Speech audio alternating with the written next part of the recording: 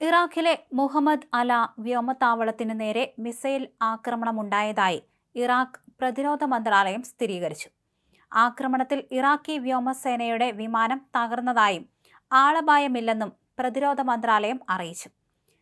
സൈനിക കേന്ദ്രങ്ങൾക്കു നേരെയുള്ള ഇത്തരത്തിലുള്ള ആക്രമണം കുറ്റകരമായ പ്രവൃത്തിയാണെന്നും ഇറാഖ് പ്രതിരോധ മന്ത്രാലയം കുറ്റപ്പെടുത്തി.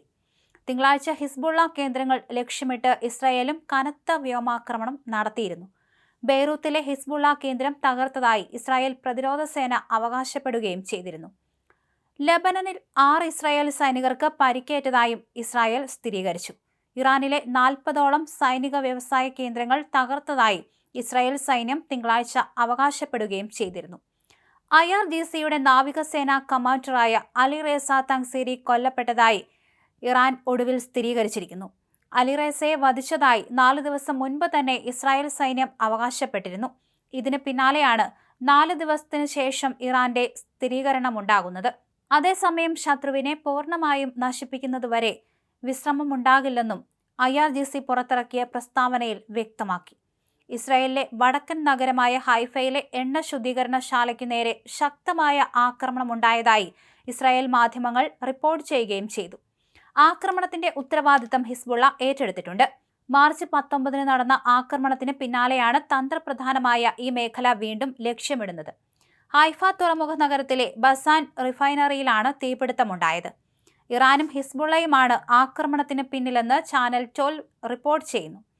മിസൈൽ പ്രതിരോധ സംവിധാനം ശത്രു മിസൈലിനെ തകർത്തപ്പോൾ അതിന്റെ അവശിഷ്ടങ്ങൾ ഇന്ധന ടാങ്കറിൽ പതിച്ചതാണ് തീപിടുത്തത്തിന് കാരണമെന്ന് ഇസ്രായേൽ അഗ്നിശമന സേന അറിയിച്ചു.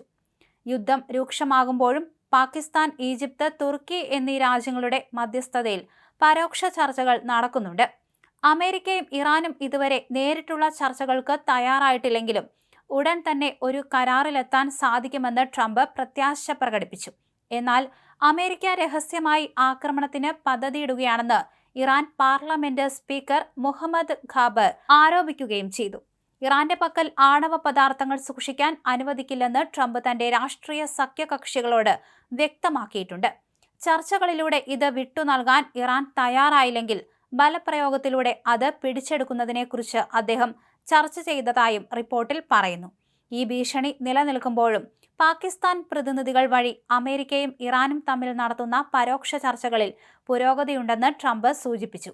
വളരെ പെട്ടെന്ന് തന്നെ ഒരു കരാറിലെത്താൻ സാധിച്ചേക്കുമെന്നാണ് ട്രംപ് പറഞ്ഞത്.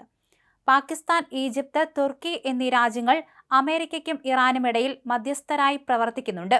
എന്നാൽ ഇതുവരെ US-ഉം ഇറാനും യുദ്ധം അവസാനിപ്പിക്കുന്നതിനായി നേരിട്ടുള്ള ചർച്ചകളിൽ ഏർപ്പെട്ടിട്ടില്ല.